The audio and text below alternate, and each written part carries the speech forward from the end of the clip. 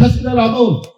শেখ হাসিনার আমল মানেই হচ্ছে পদে পদে মৃত্যু হারা দিচ্ছে।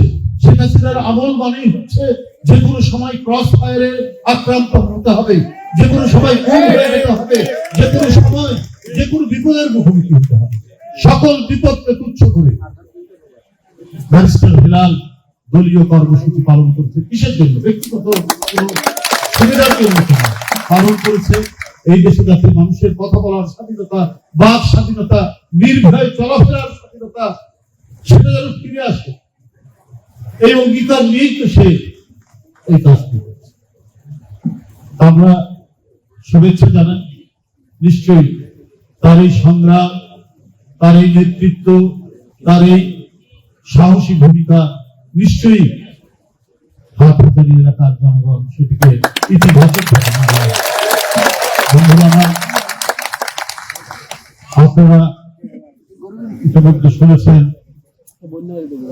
আমাদের সভাপতি আতিকুর রহমান রুমন এবং কাছ থেকে এদেশের এক মহিষী মহিলা টানা তৃতীয়বার অর্জন করেছে দেশের সেরা সুপার ব্র্যান্ড স্বীকৃতি বসুন্ধরা টিস্যু, যিনি অনেক রক্তচক্ষু দেখানোর পরেও তিনি নিজের দেশ ছেড়ে, নিজের জনগণ ছেড়ে তিনি কখনই পালিয়ে যান। দেশে থেকেছেন, জেল খেটেছেন, নিপীড়ন নির্যাতন সহ্য করেছেন। মানুষও বলেন যে কারাগারে শেখ হাসিনা নিয়ে গিয়ে তার খাবারের মধ্যে বিষ প্রয়োগ করেছেন, তারপরেও তিনি এই দেশ ছেড়ে যাননি। তিনি হলেন দেশের একটি তিনি হাঁটতে হাঁটতে কারাগারের করতে গেলেন। আমরা সবাই টেলিভিশনে দেখলাম নির্মম নিষ্ঠুরতায় মিথ্যা মামলায় সাজা দিয়ে কারাগারে নিয়ে গেল, তারপরেও তাকে ফেরানো যায়নি, বিন্দু মাত্র তাকে ফেরানো যায়নি। তিনি সেটা সহ্য করেছেন, কিন্তু শেখ হাসিনা তারপরেও ছাড়েনি।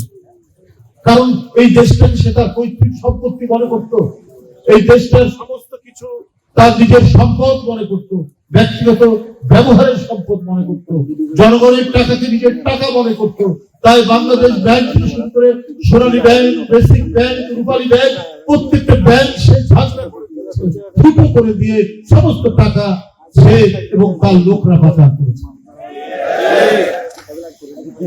এবং সেই নিরাপদে হরিলুট করার জন্য, জনগণের টাকা আত্মসাৎ করার জন্যই সে মনে করেছে তার পথের কাঁটা বোধহয় বেগম খালেদা জিয়া।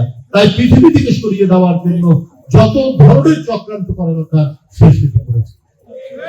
হেঁটে হেঁটে কারাগারের ভিতরে গেলেন, ফিরে আসলেন হুইল চেয়ারে।